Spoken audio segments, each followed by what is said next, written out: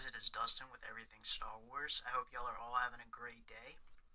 I wanted to start by asking you guys for your opinion on my new intro. Please leave a comment telling me whether or not you liked it, what it was you liked or didn't like about it, and whether or not I should keep it for future videos. Thank you. So, in today's video, I'm going to be talking about the toxic side of the Star Wars fan base. Yes, everyone knows what I'm talking about, and you all know how bad it can get. Now, I want to start by saying I am in no way criticizing any one person in particular. I am just addressing our fundamental need to stop being so toxic about something that at the end of the day is just a movie or a TV show. Alright, so with that out of the way, let's get into it.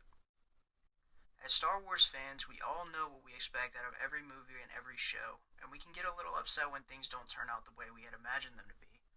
And this happens in every aspect of our life. We overreact constantly to things that happen in our lives that we really didn't have a lot of control over to begin with. And sometimes we can go too far and really let people know what we're thinking, and that can have some extremely serious consequences. Take Jake Lloyd, for example. Jake was just a young boy when he took on the role of the infamous Anakin Skywalker, and his portrayal of the character was not exactly well received by the Star Wars fan base. People really let poor Jake know how much they disliked his character. He said in an interview in 2012 that his life in school was, quote, a living hell, and he was forced into an early retirement. He was interviewed up to 60 times a day and was constantly harassed by the sound of a lightsaber. He was bullied so often that he was forced to destroy all of his Star Wars memorabilia. But this was not the worst it got for Jake Lloyd. This was a statement from his mother just a few months ago.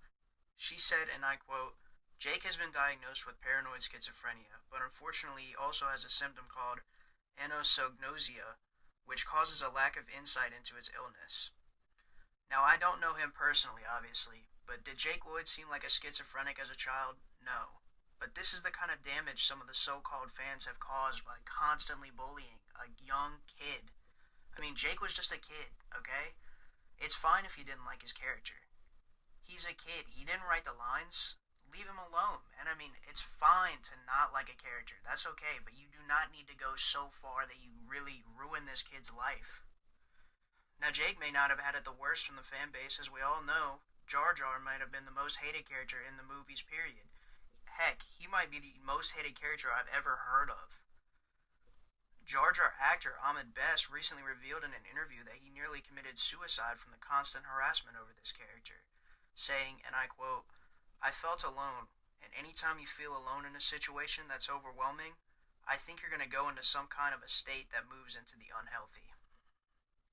As a black man from New York City from the Bronx, there's this facade that I can't be hurt, said Best. In actuality, I was really just crumbling inside. I looked at my son and I realized that I almost didn't have you, and he's the best thing that ever happened to me in my life. There are plenty more examples of this kind of overwhelming criticism and toxicity among the fan base.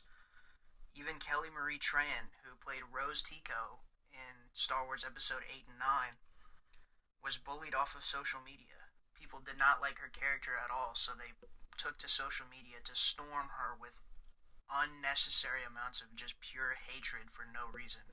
And like I said before, it is okay to not like a character. But it is not okay to do this to somebody. These are still people. These are just movies. And I just want to say, please stop being like this. Star Wars is supposed to be an escape for all of us. It's not supposed to be something we find things to hate and tell everyone how much we hate them. We have enough problems already in reality, in our own world.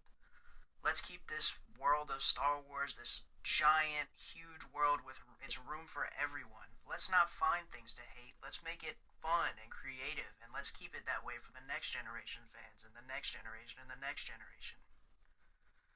Let's just make sure that everyone is allowed to have fun in this universe, because at the end of the day, it isn't real. It's just an escape. And that's okay. And like I said, it is okay to not like something, but it isn't okay to bully somebody like this. So, thanks for listening, guys. Alright guys, thank you so much for watching, and if you like what you saw, please like and subscribe, and I will see you later. Peace.